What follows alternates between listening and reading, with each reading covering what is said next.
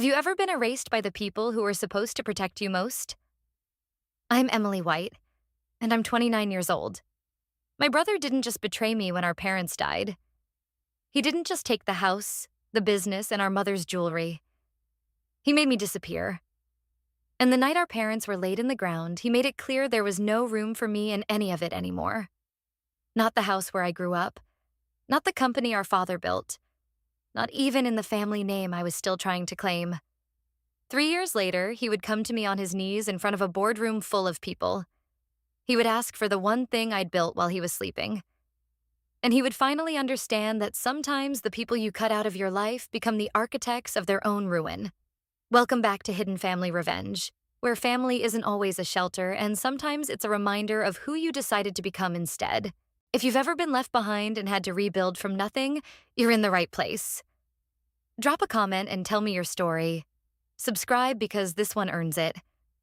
Now, let me take you back to the funeral where I learned my brother's true nature, and everything I thought I knew about family fell apart in a single sentence. The funeral was on a Wednesday, and my father's casket sat in the church like a question nobody wanted to answer. He'd had a heart attack at his desk in the office of White & Associates, a commercial real estate firm he'd built from absolutely nothing 43 years ago. My mother was in the car on the way to pick him up for dinner when the hospital called. She lasted exactly 18 days after him. The doctors said it was pneumonia. I knew it was a broken heart that refused to heal. I watched her fade in that hospice bed, her hand growing lighter in mine until it felt like holding air. My father had been the architect of our family's fortune. My mother had been the heart. And when the heart stopped, everything that family meant just crumbled like old brick. My brother Marcus is 5 years older than me. He was always the golden child, the one who'd been groomed since childhood to take over the company. Expensive schools, an MBA from Yale, the right contacts, the right laugh. Our parents gave him everything they were, every expectation, every ambition. And he took it without question because he'd never been taught to ask if it was enough, or if maybe there was something bigger than legacy and money, and a name that would echo through real estate circles for generations. I never wanted his life. I wanted to build my own things, with my own hands, in my own way. I got a degree in psychology and nonprofit management. I spent years building programs for families in crisis, working for organizations that didn't pay well but changed lives. Our father used to joke that I was the rebel, the dreamer, the artistic one. He said it like it was a weakness. And my mother would smile and squeeze my hand under the dinner table when he wasn't looking. We had a house on Riverside Drive.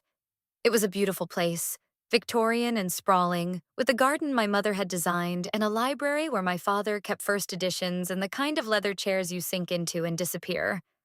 The house had 22 rooms and one rule that nobody ever broke. It belonged to all of us until it didn't. And that moment came on a Thursday, 5 days after we buried our mother. The lawyer's office was downtown, all dark wood and the smell of old papers. My brother had called the meeting. The will was simple.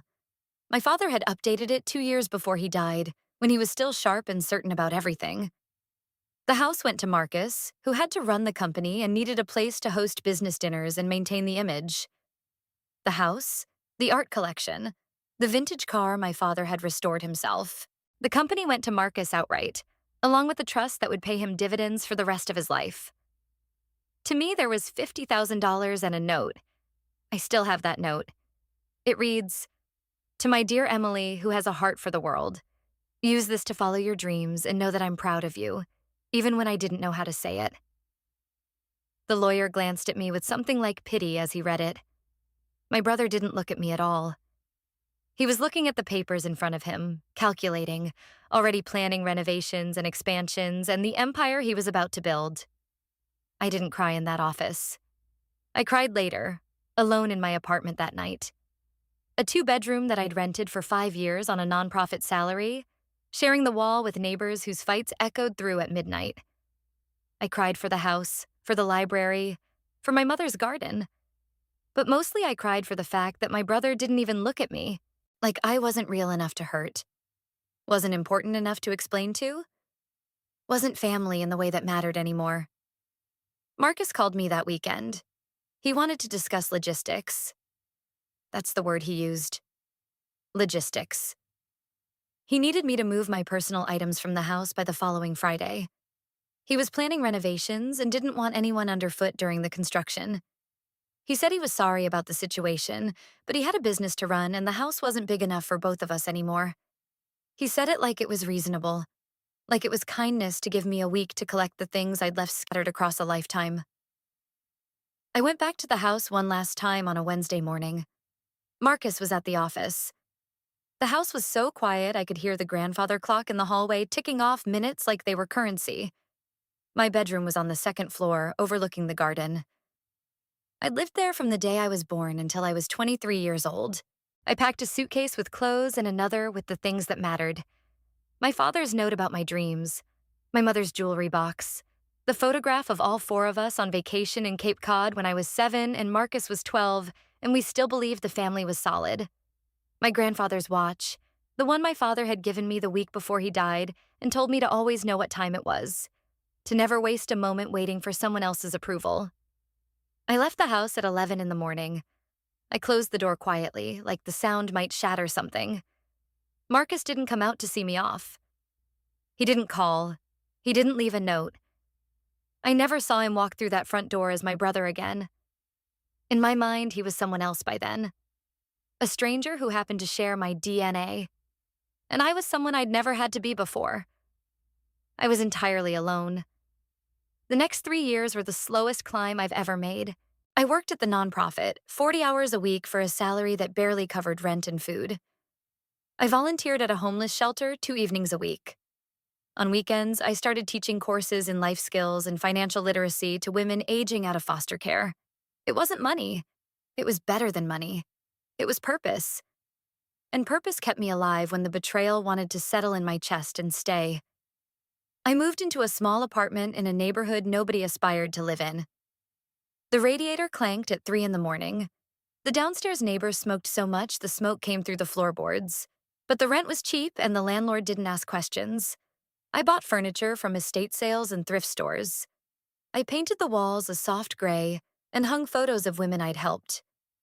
I grew herbs on the fire escape in old coffee cans. I built a life so deliberately small and true that it became vast in a different way. A way that wasn't measured in square footage or inherited art. But I was still angry. I was angry in the morning and angry at night. I was angry in the grocery store and angry in meetings. I was angry at Marcus for taking what he didn't earn, and I was angrier at myself for not standing up to him that day in the lawyer's office. I was angry at my father for dividing us without asking. I was angry at my mother for being so gentle that she never taught me to fight. And I was angry at myself for loving them both so much that their approval had felt like oxygen. For 29 years, I was breathing off their supply. And when they turned it off, I had to figure out how to create my own air. So I did. I started small, consulting with local nonprofits on their operations. Then I started writing. Articles about family systems and survival and what it means to rebuild when everything you thought was solid turns out to be sand. The articles started getting published in bigger magazines. Then I got approached by a publisher about writing a book. The book took a year and a half. It was called After the Erasure, Rebuilding Identity When Family Abandons You. I wrote it at night and on weekends in that apartment with the clanking radiator and the secondhand furniture. I wrote about Marcus, but not by name. I wrote about the specific moment when someone you love decides you're not worth the effort of explaining things to.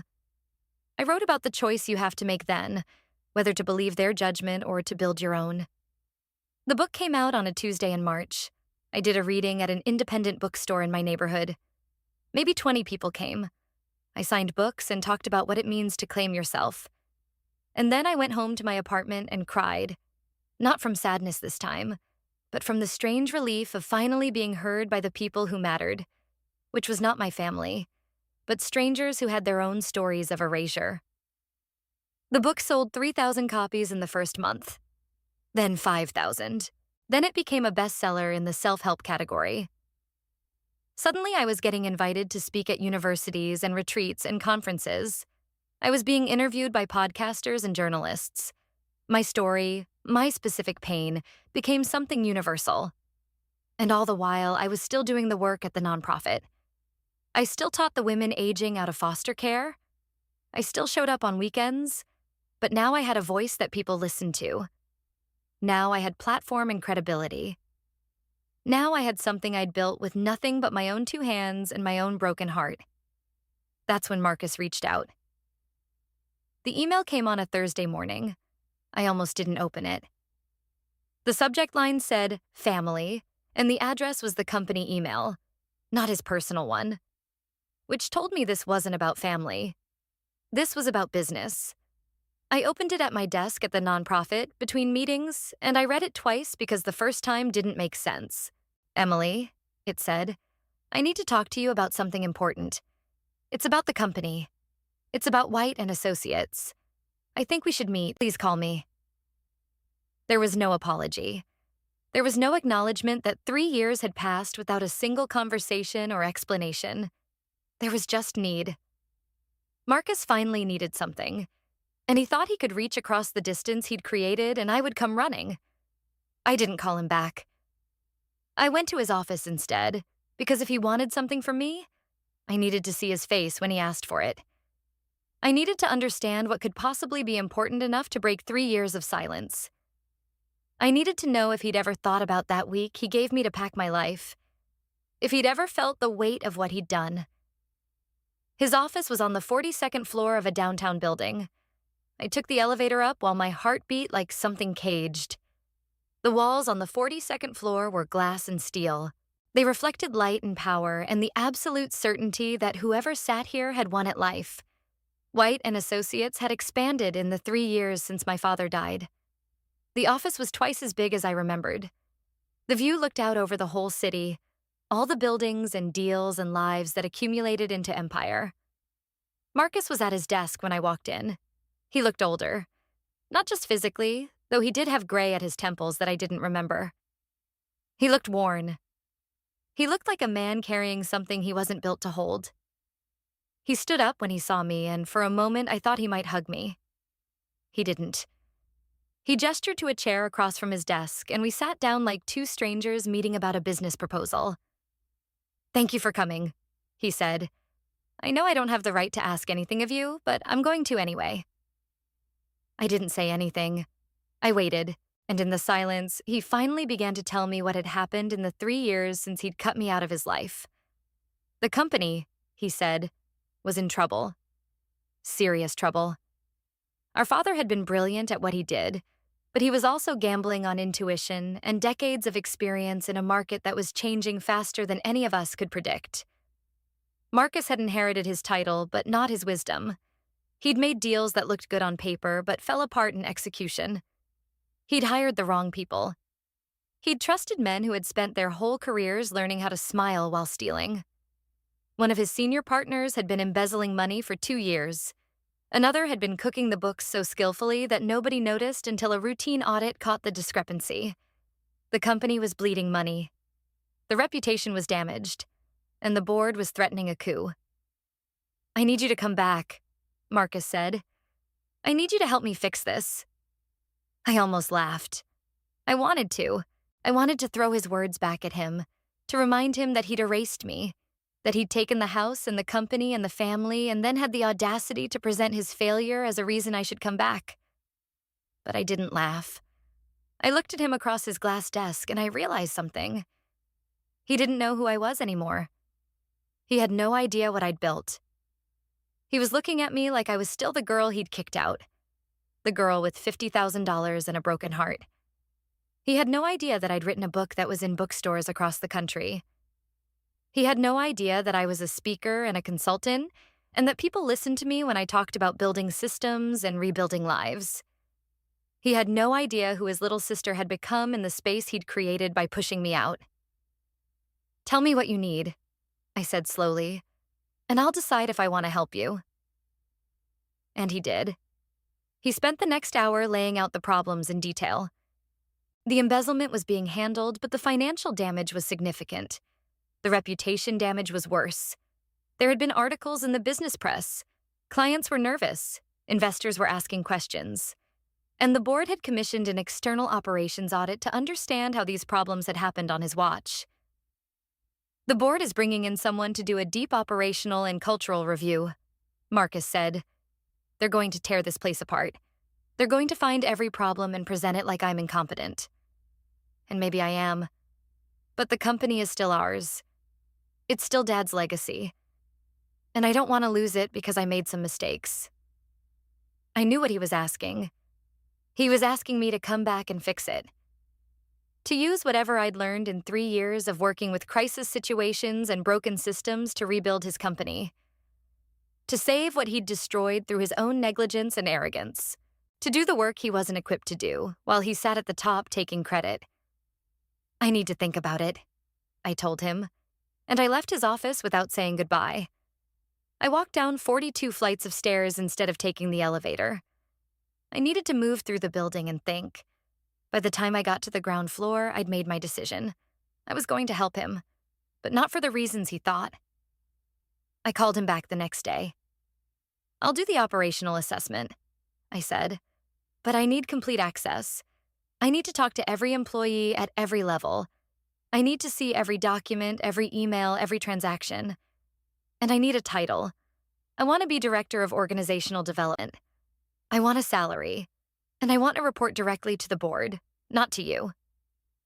There was a long silence on the other end. Then Marcus said, "Whatever you need, just fix this." I gave notice at the nonprofit.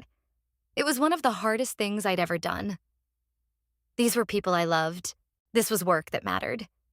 But I knew something my brother didn't know. I knew that White and Associates was going to need more than a quick fix. It was going to need a complete restructuring. And I was the only person who understood both the family business and the principles of rebuilding systems from the ground up. I was the only person who could walk in and see what was broken, not just financially, but fundamentally. The culture of the company was sick. It had been built on my father's personality and my brother's carelessness. There was no true leadership structure. There was just power and fear and the assumption that success was inevitable. So I came back to White and Associates. I moved back to the city where I'd grown up, though not to the house on Riverside Drive. I got an apartment that I could afford on my new salary, and I got a desk on the 40th floor with a view of the same city my father used to look out at and claim he understood. And then I got to work. The assessment took 3 months. I interviewed 112 employees. I reviewed 14 years of financial records. I sat through endless meetings where people lied and hedged and tried to protect themselves.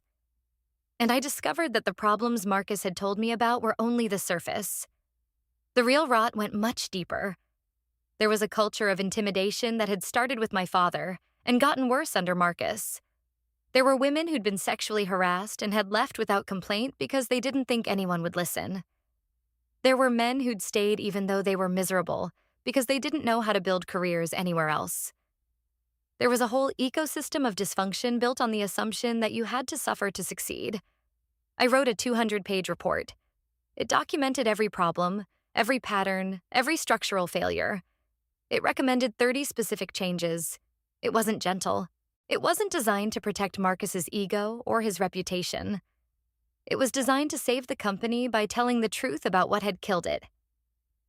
I presented that report to the board in a closed-door meeting on a Friday afternoon. I didn't invite Marcus. The board listened to every word.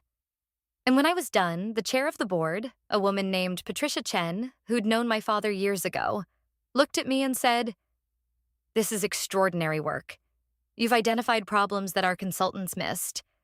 How long would it take to implement these recommendations?" 6 months for the foundational changes, I said. A year for the culture shift to actually take root. And complete buy-in from leadership.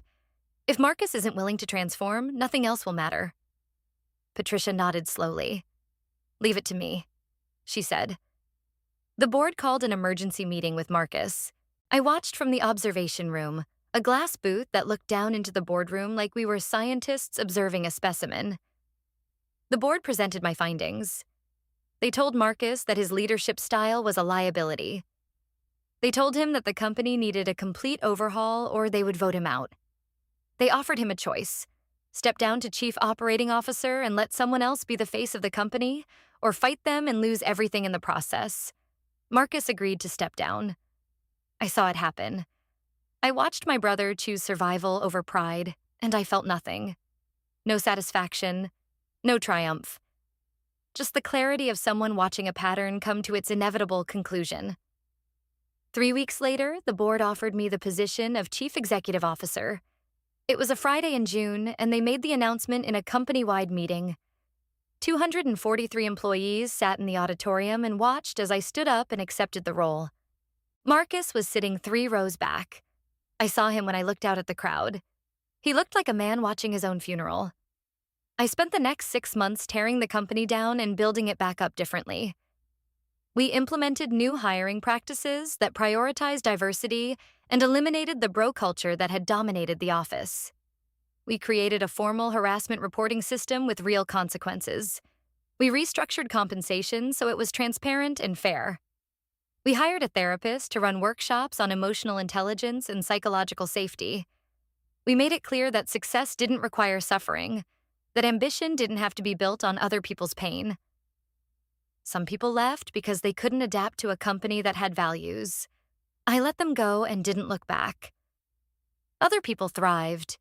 They started doing better work because they weren't spending energy protecting themselves.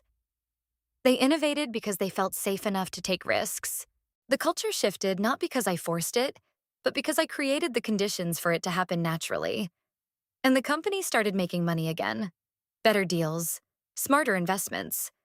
Growth that was built on sustainable practices instead of aggressive manipulation. In the first year of my leadership, White & Associates revenue increased by 30%. Client retention went up. Employee satisfaction went from a score of 3.2 to a score of 7.8. We started winning industry awards for innovation and workplace culture. The business press started writing about the transformation. There were articles about how a woman who'd been pushed out of her family business had come back and completely revolutionized it. They called it a redemption story. They didn't know the whole truth. The truth was that I'd never needed redemption. I just needed the opportunity to prove what I was capable of, and my brother had finally given me that. But there was one final moment. It came on a Tuesday evening, exactly 1 year after I'd started working at White & Associates. I was in my office, the one that used to be my father's office, working late. Marcus came in without knocking. He'd been coming in later and later, working longer hours, trying to stay relevant in a company where he no longer had power. He looked exhausted. "I owe you an apology," he said. And then he sat down in the chair across from my desk and started to cry. I didn't comfort him. I let him sit with what he'd done. I let him cry for the brother-sister relationship he'd destroyed, for the years he'd wasted, for the choices he'd made that had led him to this moment. Sitting in a chair in an office that was no longer his, asking forgiveness from the sister he'd erased. "I don't know what I was thinking," he said finally. "After Dad died, I was so angry. Angry at him for dying. Angry at you for not wanting what I wanted. Angry at myself for not being enough. And I took it all out on you. I gave you a week to pack your entire life, and then I forgot about you. I acted like you didn't exist. And all these years, you didn't reach out. You just built something on your own. You became someone. And I'm still the same. I'm still just the guy Dad picked, and I never would have become anything without him." I listened to him say this, and I thought about the $50,000 and the note about following my dreams. I thought about the weeks I'd spent packing my life into 2 suitcases. I thought about the apartment with the clanking radiator and the community of women I'd served, and the book I'd written in the middle of the night. I thought about everything he'd forced me to build because he'd cut me off. "I don't forgive you," I said. "Not yet. Maybe not ever. But I acknowledge that you've recognized what you did. And that matters.